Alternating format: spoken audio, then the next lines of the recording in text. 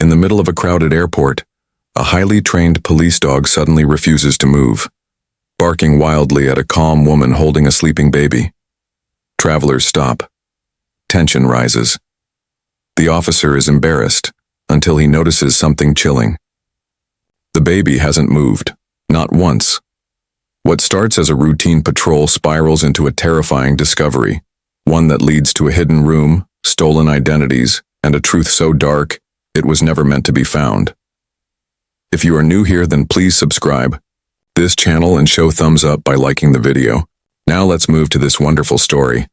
The airport buzzed with the usual chaos, suitcases rolling, voices echoing, flight announcements cutting through the air like sharp paper. Officer Marlowe stood near Gate 12, one hand on his hip, the other loosely holding the leash of Noya, his sable-coated canine partner. Noya was calm as always, her ears slightly perked and her gaze focused ahead. She had been trained not just for sniffing out threats, but for sensing emotional disturbance, something deeper than what the eye could see. Marlowe had worked with her long enough to trust that intuition more than any tool or protocol. Still, when she stopped suddenly in the middle of the terminal, muscles stiff, he felt his chest tighten. "What is it, girl?" he murmured. Noya's nose twitched. She let out a low growl.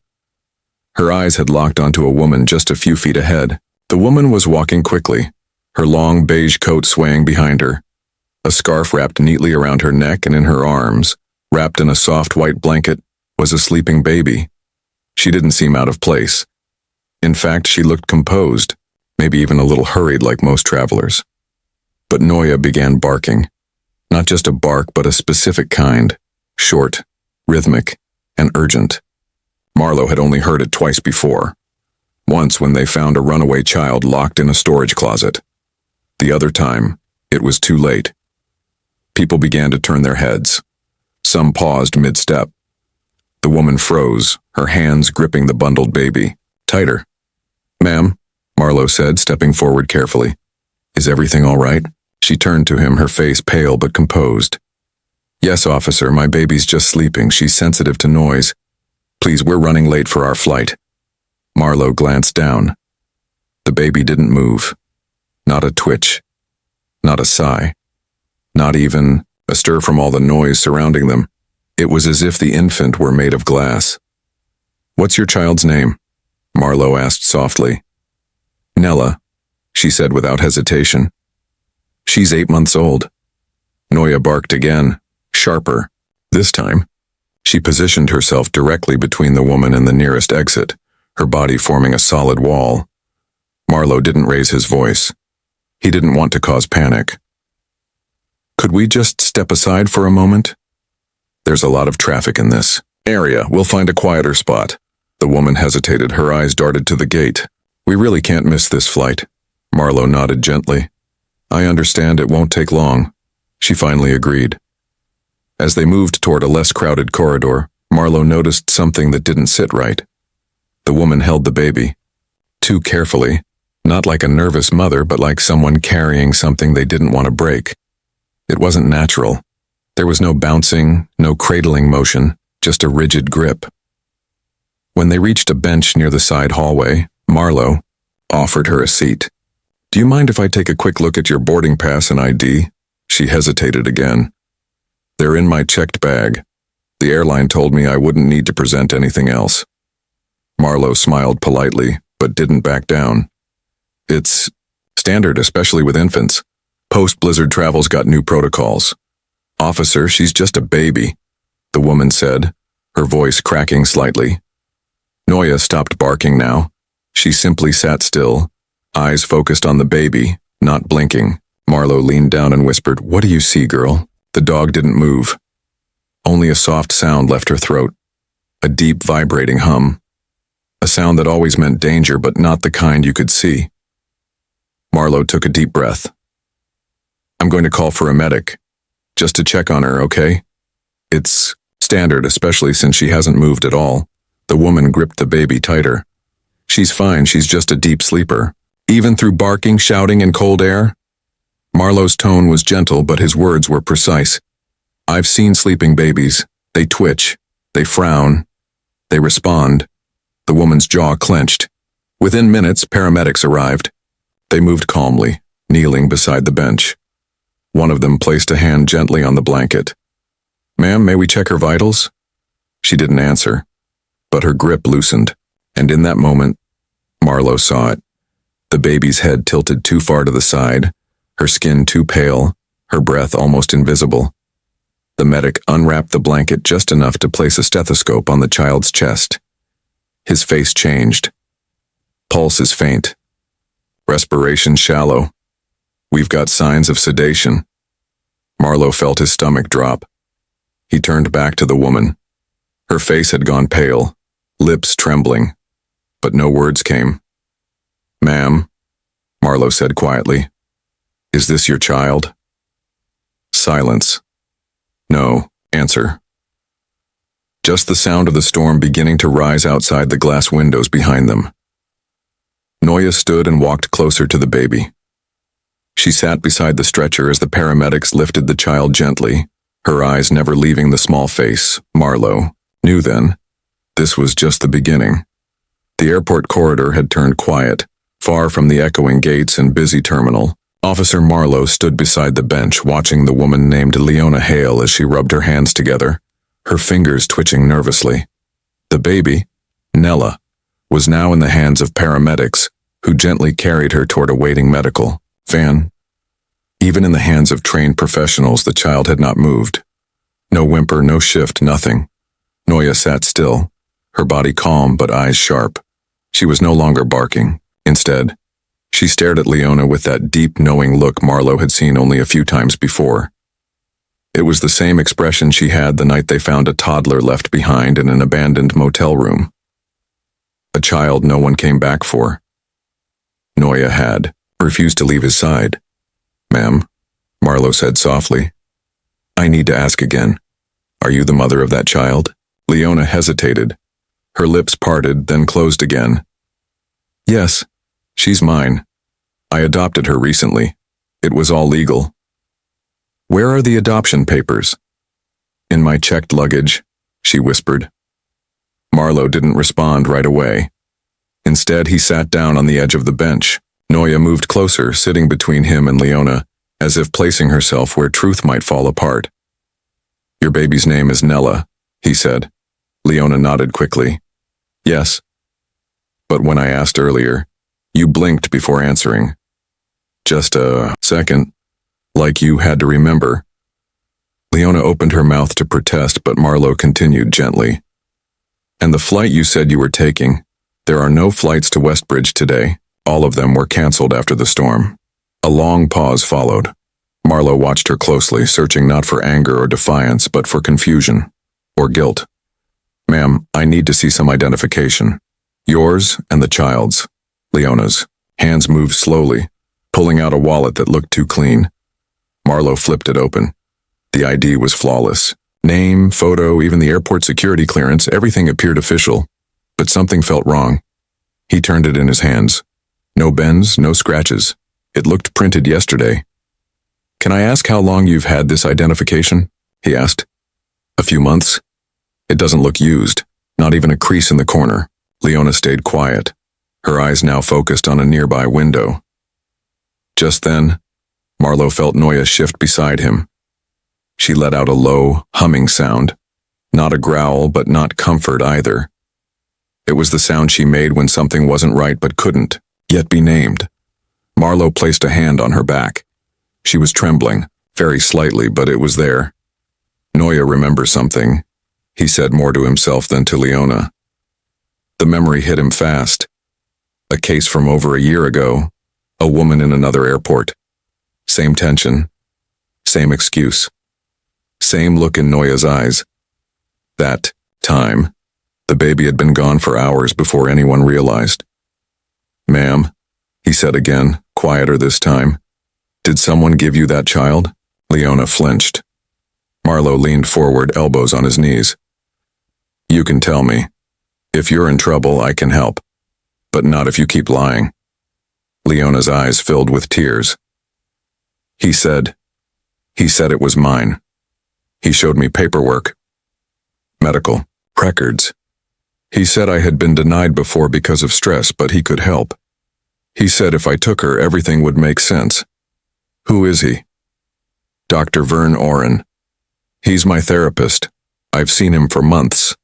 Marlowe's heart beat faster. He had heard that name, not in any police report, but in whispers between officers at the precinct. Rumors, missing kids, manipulated women. Cases that never quite closed. He stood up slowly, speaking into his radio. This is Officer Marlowe, requesting background check on Dr. Vern Oren, suspected involvement in child manipulation cases. Noya stood too, eyes fixed on Leona. Leona's voice cracked. I didn't mean to hurt her, I just wanted to believe on that she was mine. Marlowe's tone softened. You were tricked, but that baby, she's real. She has a family, and she needs help. The medics returned, their faces grim. Child is stable. Sedatives confirmed. We're transferring her to the nearest pediatric center. Marlowe gave a small nod. As the medics left, Leona didn't resist. She just sat quietly, hands in her lap. Noya stepped forward, pausing for a second near Leona.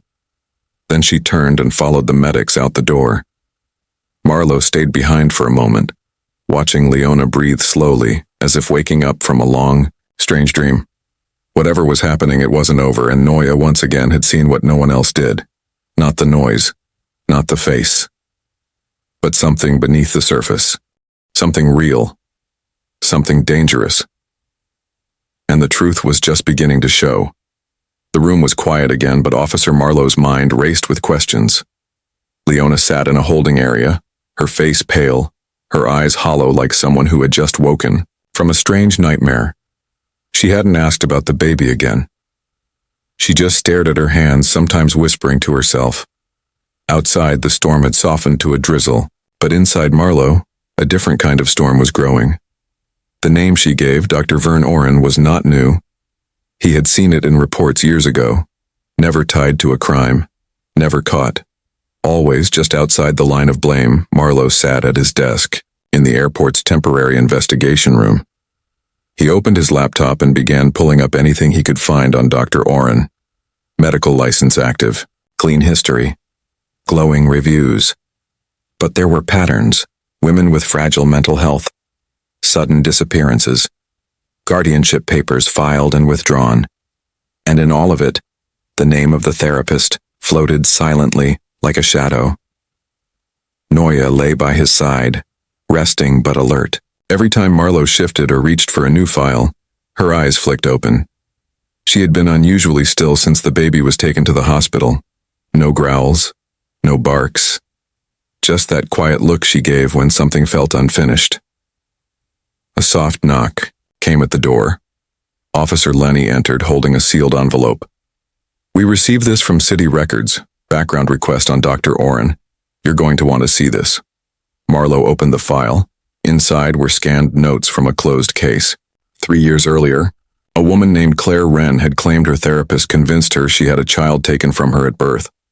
She had been treated at a private wellness facility. No follow-up was ever made. The file ended with the words, case closed, patient, transferred out of state. But Marlowe's eyes froze on a photo attached at the end. A baby girl, wrapped in a white blanket, labeled Zinnia Wren. He leaned back in his chair, whispering the name aloud. Zinnia. Noya's head lifted. He turned to Lenny. Get me everything on Claire Wren, and see if you can find any record of Zinnia. Lenny nodded and left. Just then, Marlowe's radio buzzed. Officer Marlowe, we have a man here at the main terminal claiming to be the emergency contact for Leona Hale. He says he's her therapist. Should we let him through? Marlowe stood up fast. Bring him in. But do not leave him alone with her. Moments later, Dr. Vern Oren stepped into the room. He wore a calm expression, a soft smile, and a dark gray coat that looked expensive but understated. His hands were folded, movements slow, voice measured. Officer Marlowe, he said, offering a handshake. I came as soon as I heard. Leona is one of my long-term patients. She struggles with identity challenges. I'm sure this is all a misunderstanding. Marlowe didn't take the handshake. Instead, he studied the man's eyes. No guilt, no worry, only control. "Thank you for coming, Doctor," Marlowe replied carefully. "We have some questions regarding your involvement." Dr. Oren nodded. "Of course, anything to help." As they sat, Noya stood and walked slowly toward the man. She didn't bark, she didn't growl. She simply stood there inches away, nose twitching, body stiff. Her stare wasn't curious, it was cautious. Dr. Oren didn't flinch. "I understand the dog's suspicion. Animals sense stress. I deal with patients in distress every day." Marlowe leaned forward. "Did you tell Leona that the child she carried was hers?" Oren raised an eyebrow. "I guided her through some very painful memories. Sometimes the mind creates new truths to cope." "Truths?" Marlowe repeated. "Her desire for motherhood was strong. I offered her comfort through visualization therapy. It helps rebuild identity." Noya's tail dropped low, her body still like stone. Marlowe had seen this once before. She wasn't confused. She remembered. "Do you often help women retrieve real children as part of this therapy?" Marlowe asked. "Never, without proof or consent. I only provide emotional support." Noya let out a sound, low, sharp, almost like a breath through clenched teeth. Marlowe stood. "Sir, I'm going to need to search your belongings." "Excuse me?" "Standard procedure," Marlowe said, already reaching for the man's coat. Dr. Oren hesitated. Too long. Marlowe found a small folder inside the inner pocket. Inside were patient notes, and among them, a single photo. Another child. Not Nella. Another girl. He turned the photo over. Written in neat letters. "Claire's original, Zinnia, awaiting transition." Noya growled. Marlowe whispered, "You took more than one." Oren stood up. "This is a misunderstanding." But Marlowe had already seen enough. Behind his calm voice and friendly smile, this man had built something twisted, something dangerous, and Marlowe could feel it now. They were only beginning to uncover the truth, and Noya, the dog who remembered everything, was ready to guide them through it. Officer Marlowe stood outside the quiet storage unit as the last orange light of day faded into gray. The air smelled like old metal and dust. The building sat alone at the edge of town, hidden behind fences and faded signs. According to the files found in Dr. Oren's coat, this was the location where several of his so-called therapy projects ended or began. Noya walked ahead, her nose close to the ground. She stopped in front of Unit 37. The door looked like any other, rusty, locked, and forgotten. But Noya barked once, short and certain. Marlowe stepped forward and unlocked the latch. As the door creaked open, the flashlight in Marlowe's hand revealed a sight that made his chest tighten. Inside was a small room, far too clean for a storage space. Soft white walls. A crib placed carefully in the center. Baby blankets folded neatly. Shelves lined with children's books and toys still wrapped in plastic. Every item was organized almost like a display. Like someone had recreated a nursery but not to live in. To study. Marlowe stepped in slowly, his breath catching. There was no dust, no sign of recent life. But the space felt heavy, like memories were pressed into the walls. Noya refused to cross the threshold. She sat at the doorway staring inside, ears low. On one side of the room, pinned to a corkboard, were photographs. Dozens of them. Different women holding different babies. Some smiling, some crying. Handwritten notes were taped beside each photo. Names, dates, details, and in some cases a single word written in red. Transferred. Marlowe's hands trembled slightly as he picked up one of the notes. Subject: Flora W., retrieved 3 weeks, post-discharge. Identity shift complete. Another note read, pending final handoff, storage location verified. This wasn't therapy.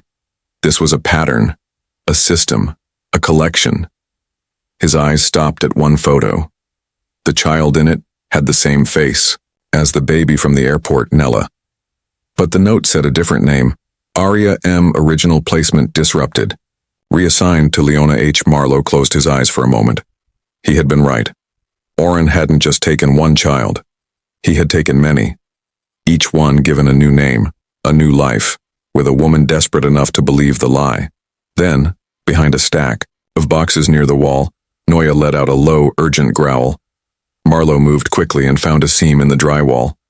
A hidden panel. He tapped on it. Hollow. He called for backup, then returned with a crowbar. The wall cracked after 2 hard pulls. The panel swung open, revealing another room, smaller, darker. Soundproof foam lined the walls. The only light came from a small camera blinking in the corner. A crib stood in the center, empty. Next to it, a folded blanket, a bottle, and a small, stuffed bear. A laptop sat on a desk, still open, still recording. Marlowe pressed play on the last file. It showed the same room, the same crib, and a baby being placed inside it by hands that stayed just outside the frame. No voice, no explanation, just silence, then another sound barely audible. From behind a second panel in the far corner, something shifted. Marlowe and his backup officer raised their lights and approached carefully. Noya stood back but growled again, deeper this time. The panel was thin, hidden behind a curtain of toys. Marlowe slowly opened it. Inside was a small, narrow space, just enough for someone to hide. Curled in the back corner was a boy, no older than 5, knees pulled to his chest, eyes wide but not afraid. Just tired. "Hey," Marlowe said gently, lowering his voice. "You're safe now." The boy didn't speak. He looked past Marlowe, toward Noya. She stepped forward, her movement slow, head low. The boy blinked, then reached out a small hand. His fingers touched Noya's fur. "She's nice," he whispered. "Dad said I'd see her again." Marlowe's heart stopped. "What's your name, buddy?" "Callan," he said after a pause. "But sometimes he called me River." Marlowe looked at his partner. Noya hadn't moved. She lay down beside the boy like she'd known him forever, like she had found something she had once lost. The boy looked up again. "Is the doctor coming back?" Marlowe shook his head slowly. "No, not ever again." They took the boy outside into the cool night air. He didn't cry. He just held Noya's ear in his small hand like it was the only thing keeping him grounded. Back at the station, Marlowe placed the final file on the desk. Each child, each woman, each stolen identity. Dr. Oren had written it all down like a research paper. But what he'd really built was a house of stolen lives. And it had all come undone. The next morning, Marlowe sat beside Noya on the steps of the precinct. The sun rose slowly, casting gold light on the quiet street. "You found him?" he whispered. Noya didn't bark. She didn't need to. She had already said everything with her eyes. And in the room no one should have found, she had helped uncover the one truth no one else saw. Sometimes the strongest voice in the room comes from silence. And a dog who remembers.